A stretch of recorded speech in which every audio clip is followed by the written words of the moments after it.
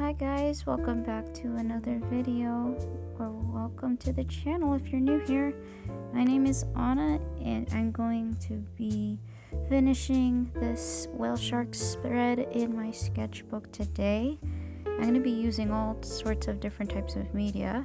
I'm going to be using the Tombow brush pens, some watercolor, and even some India ink. And this spread was very fun. I wanted this to have a lot of color, and I kind of wanted it to just lay, random blobs of color down in some areas, or at least I tried that. I attempted to. And I wanted to leave a little bit of white space when I did color. That way I could have some natural little shiny areas like the fish. I kind of wanted to make it look a little shiny. Same for some of the whale sharks. And not all of them turned out, but that's okay. I had a lot of fun with just using the Tombow brush pens. I think I enjoyed the Tombow brush pens the most in this illustration compared to everything else I think I used. One of the reasons why I like the Tombow brush pens is they're also like dual-ended, so they have a brush side and they have a bullet nib on the other side. And these guys are also very inexpensive at the store, and you can buy them individually, so you can just get the colors you want. You don't have to buy a whole pack of them, especially if you want to try them out and it turns out you don't like them as much. And I also like that they don't bleed through the page, and that's why I'm using them today instead of the alcohol-based markers that I have from Artify, because I have an illustration on the other side that I don't want to mess up and have the colors bleed through. Speaking of Tombow brush pens, this is one of the first times that I've used these markers for coloring bigger areas. Usually I'll use them as accent colors in the sketchbook just to add a little extra something, like I'll usually doodle some stars with the Tombow brush pens, or flowers or something, or just blocking colors behind a character or something like that. And so I went into this not knowing what I was doing, and that's okay. I mean, that's how us artists learn how to use the tools the way we want, and how to get the effects or the look that we want. And so I just did a lot of experimenting here. I tried making some water ring light, like, you know, the highlights that water and light, I don't know how to explain it.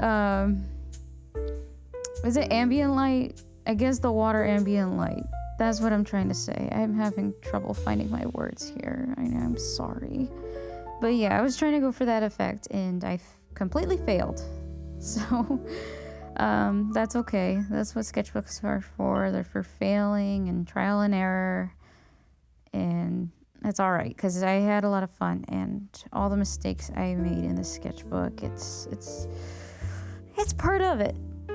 And you know what? I can say that I had fun with this spread because I was just doing things willy-nilly, and when I did mess up, I was like, okay, don't think much about it. We can salvage this later. It's true. We kind of did. There is times that I didn't want to film the portions that I did mess up on, but I can't portray myself as, oh, I never make mistakes or anything like that. I need to show what happens and what's realistic. And so one of the things that I did mess up on was the India ink. It was way too dark when I tried it, and I had to use water to dilute it, and I figured out how to use it the right way to get the colors that I wanted. But yeah, that was one of my mistakes, and one of the whale sharks came out way too dark, which we'll see later on. And one of them came out a little too light. This one right up here, once I start coloring it in a second. And that's okay. I kind of like how each whale shark was different it was a little bit slightly different shade of blue, and that's okay. There's whale sharks out there that are, well, actually, whale sharks aren't really blue, but they do look like they're blue when they're underwater. They're actually brown, but that's okay. This is our world, and we can color whatever color we want for the whale sharks. They can be purple, pink, yellow.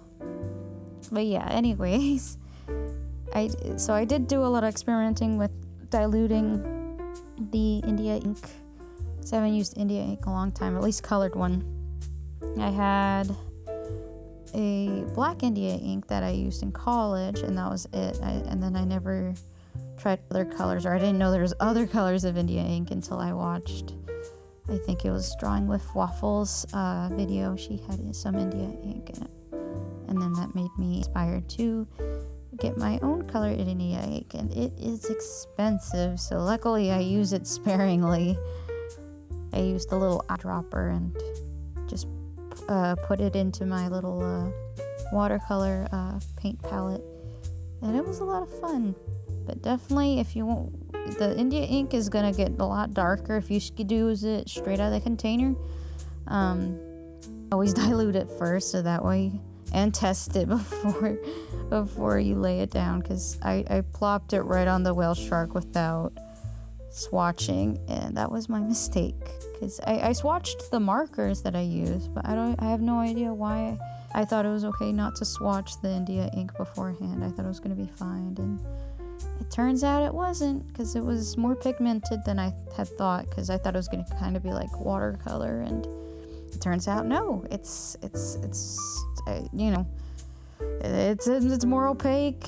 I should have remembered for when I used black India ink, because that was very pigmented, and I had to be careful with that, because that stuff is messy, and it explodes, and it'll have bubbles, and they'll pop, and then they splatter, and it's not easy to clean up, because I tried getting it off the page off camera, and it wasn't lifting or anything like that, so I was like, well, that's okay. If we want to cover this up, I guess I could get a Posca marker, or I can use acrylic paint. But in the end, I was like, you know what? This isn't bad. This whale shark is like, in my head, I was like, this whale shark can be in the deeper part of the ocean, and that's why it's so dark looking.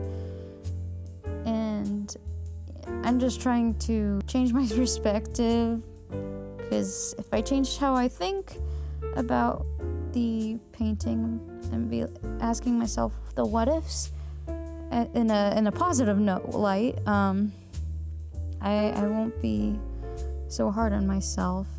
But yeah, I definitely recommend changing the way you feel about something by looking at what you made and be like, well, is this really this bad? Can we see the positive thing about it? And sure enough, I'm sure you can find something positive about it, because we need to start being nice to ourselves and nice to our art. And oh boy, here we go with the extremely dark India ink. Like I said, this whale shark right here, this one is just in the deeper water, even though, since I think this is a mammal, right? Whale sharks come up for air? I can't remember. I should know this. I'm an animal enthusiast, and I don't even remember if whale sharks go up and get air, or if they're in the water all day like sharks, and the sharks don't need to come up for air. Leave that up to you guys. You're probably smarter than me, and we'll figure it out in the comments if whale sharks go and get air, breathe air like normal whales, like they'll breathe through a blowhole. But I don't think whale sharks have blowholes. It seems like I think they have gills, so maybe they don't come up for air. I would also like to mention that I noticed when I was looking at my illustration through my eyes and then looking at it through my camera footage, the colors are completely different. I would say, like, so right now you see how dark blue this whale shark is. It's even darker and grayer looking in real life with just looking through my eyes. But you know what? I'm not gonna complain. It looks nice for you guys. But I just want to let you know that this looks a lot darker and maybe not as nice in real life. And that's alright, because I did this digitally before I painted it, actually. I remember telling you guys this in another video. I'll show it at the end of the digital art I did, because I did make stickers of these guys. I made sticker sheets so you can get all of them. The only thing is I didn't make stickers of the fish. I only did the whale sharks, because I really don't know why I only did the whale sharks. I should have done some fish around the whale sharks too. But maybe next time. But yeah, I have those in my shop. If you want to go get them, you can. Because I like them. They're my favorite. I think my favorite stickers that I made. Aside from the owls one, I'll have to share my footage that I did of the owl illustration and sticker sheet, because I think that's the one I'm most happy about, most proud of. Aside from the whale sharks. The whale sharks are definitely one of the stickers that I'm really proud of. But I think the owls are definitely better in my opinion.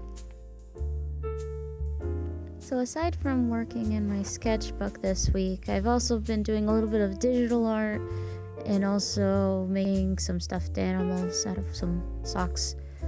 And it's been fun. Aside from my fingers hurting though, I've realized that I've been getting warts from gripping the needle too hard. And I think I've told you guys already this, like I kind of like making stuffed animals at the same time. I don't enjoy it as much as painting in my sketchbook or drawing or doing digital art. However, these stuffed animals seem like they make a lot of people happy at the markets. I just see kids' faces light up, and teenagers and other people, and it motivates me to make more of them. Like this week I made a platypus. I'm so proud of it. I think it's my favorite one. And then I made a stegosaurus, and I made some white ducks. What else did I make? I think that's all I've made so far this week. I worked on a chicken, but I think I'm going to discontinue the chickens because there's so many pieces to them. I would like to make more turtle ones, because right now I only have a pink and purple turtle, and I should probably have other options in case they don't want the pink and purple turtle, they want a different color. I'm trying to think of what other stuffed animals should make out of these socks. It's like I'm kind of limited because there's only so much I can do to get certain shapes, and I try to have like a little golden rule of using one sock per plushie or two at most, because if I want this sock plushie to have a variety of colors, like I forgot to mention I made some cockatiels.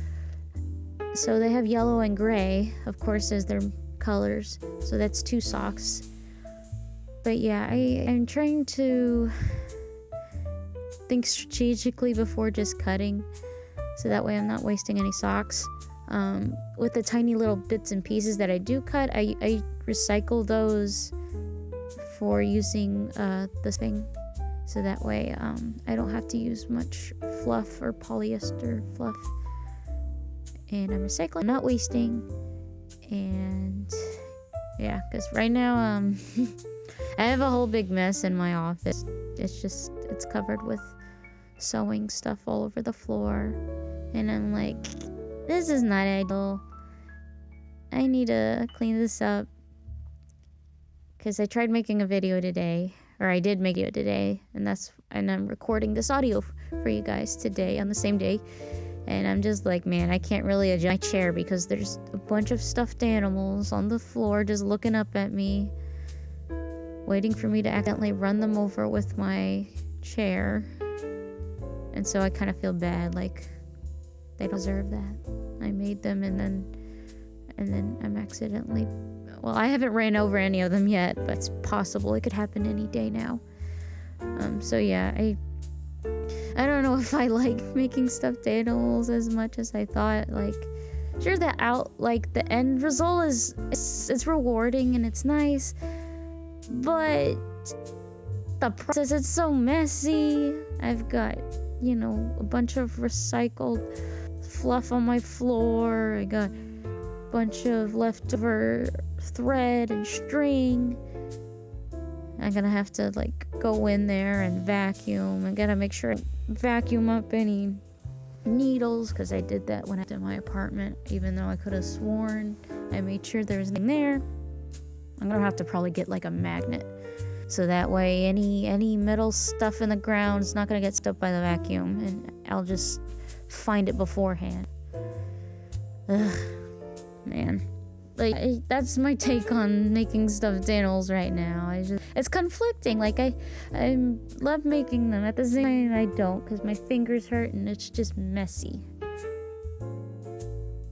But on the positive side, I've been enjoying painting and coloring in my sketchbook on these last few pages here. I don't know how many more pages am I gonna color left. I know I have one more spread of otters, and I'd love to color those for you guys and make a video of it. I don't know what else I'd like to color. There's probably a couple more things, but I'm definitely gonna probably call it quits soon with coloring in my sketchbook, because I need to move on. I want to start doing some more studies in my other sketchbook, the new one that I painted recently. If you guys watched the video, if you haven't, go watch it right now. It's a fun video. It was so much fun coloring the sketchbook cover. Okie dokie, this video is coming to an end. I'd like to say thank you to all my viewers for watching, and if you made it this far, thank you so much. I appreciate you guys. I love you guys, and I hope you enjoy your weekend. And let me know which whale shark is your favorite. I'd have to say it's probably the top one. That's the lighter color one, or how do I describe it? The one I'm drawing right now. I think that'd be my favorite too. So yeah, thank you guys, and I will see you in the next video. Bye.